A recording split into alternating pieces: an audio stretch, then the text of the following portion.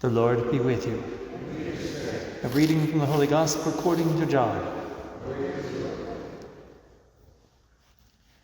Jesus said to his disciples, "Do not let your hearts be troubled. You have faith in God, have faith also in me. In my Father's house there are many dwelling places. If there were not, would I have told you that I'm going to prepare a place for you? And if I go and prepare a place for you, I will come back again and take you to myself, so that where I am, you also may be. Where I am going, you know the way." Thomas said to him, "Master, we do not know where you are going. How can we know the way?" Jesus said to him, "I am the way, and the truth, and the life. No one comes to the Father except through me." The Gospel of the Lord. Morning to everybody. I remember this is one of those passages that when I was first kind of discovering the Bible, I was right around the age of 18 to 20, in that range. This is one of those passages that used to always strike me, because if you take these words as Christ being spoken to you, "Do not let your hearts be troubled. You have faith in God, have faith also in me. In my Father's house there are many dwelling places." The fact that Christ himself looks at me and is saying, "I am preparing a place for you. Do not be afraid." What does that look like in our actual life, the idea of do not be afraid? Well, I don't think it's that we're, going around trembling and servile all the time. But for us, when Christ says, "I am the way and the truth and the life, do not be afraid," here's the thing. Each one of us, because of original sin, we are all tempted, at least, to look for our happiness and for our fulfillment by our own strength. That was kind of the original fall of Adam and Eve, was in the face of something that just doesn't make any sense and is seemingly hopeless, are you going to trust radically in God, or are you going to take matters into your own hands and say, "Well, I guess it's up to me," and compromise with the evil one? And if we look at the way that we use our time, you can ask ourselves, okay, if in the end of the day, all of us would like to get to heaven. I have no doubt that everyone here, would you like to get to heaven? Yes, I want to get to heaven. Do you think you have a fairly good chance of getting to heaven? Well, I don't know, but I think so. I'm going to Mass regularly, and I'm trying to live a good Catholic life. Maybe I'll spend a little time in purgatory, but at least have reasonable hopes to get to heaven. Okay. Then I think we can ask ourselves the next question: how do I spend my time?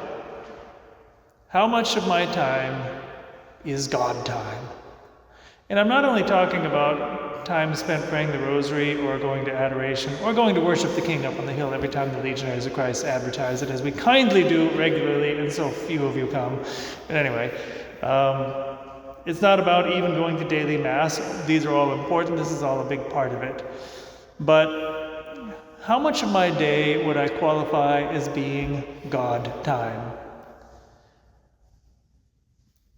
We all live in a busy world. We all have things that come, that come at us from different angles. And we can say, well, look, I know I should pray more. I know I should do more church stuff. But there are only 24 hours in a day, and there's only so much time. How much time out of my life can I really give just to God and make it into God time? Well, here's the answer. All of it. All of it. So what does that look like? Well, to the extent that we are holy, when you are washing the dishes, that can be God time. Are you doing what God would want you to do? It's a reasonable thing. If you are a parent and you have a family, you're probably going to do something like clean your house, wash dishes, and do that stuff. Okay, am I doing that in union with God? Am I offering it up? Am I making my my work into a prayer? If I am, then it's God time. The way that I talk, do my reflection or do my conversations reflect God? There are some people that when you talk to them, you just simply know I can't even go there in certain subjects because these people are full of God. And I can't talk about worldly, nasty, sinful stuff around these people because it's like you don't even want to go there. If you knew, some great saint, even if you, in certain moments of your life of weakness, watch certain shows you shouldn't be watching and have certain conversations you shouldn't be having, if you're around that saint, you're not going to do it. If you had Padre Pio here, you're not going to start talking about, some raunchy Broadway show, right? It's like you're not going to go there, okay? Imagine if the Blessed Virgin Mary was around. She was not going to be sitting there giving you disapproving, scowling looks every time you talk. But there are certain people that because they're full of God, they elevate the others. Why? The Blessed Virgin Mary, I'm sure, was able to talk about ordinary things, and nonetheless, when she did it, people were connected to God. There's a way of living in union with God. Now, if we think we can do that without at least having certain moments of our day that are just dedicated exclusively to Him, like praying the rosary and going to your daily Mass and stuff, we are sadly mistaken. Under ordinary circumstances, we all need to have at least certain moments of the day that we just simply carve out and say, Lord, this is time just to be with you and nothing else. But if we do that, and when we do that, that will enable us then to live the rest of our ordinary lives, doing ordinary things at work, in the house, at school, or whatever the case may be, with our friends, socializing, doing ordinary things with God. And when we do that, we sanctify those moments, and we grow in holiness. And that's really, in a certain sense, our faith is very simple then. It's just simply a matter of doing everything we do in love, out of love, with God, for God, and going about our ordinary lives.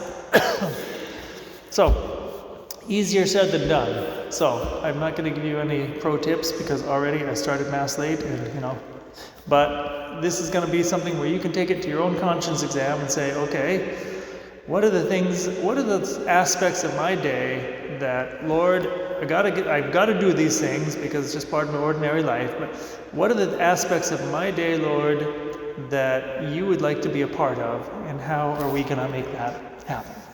Father, Son, Holy Spirit.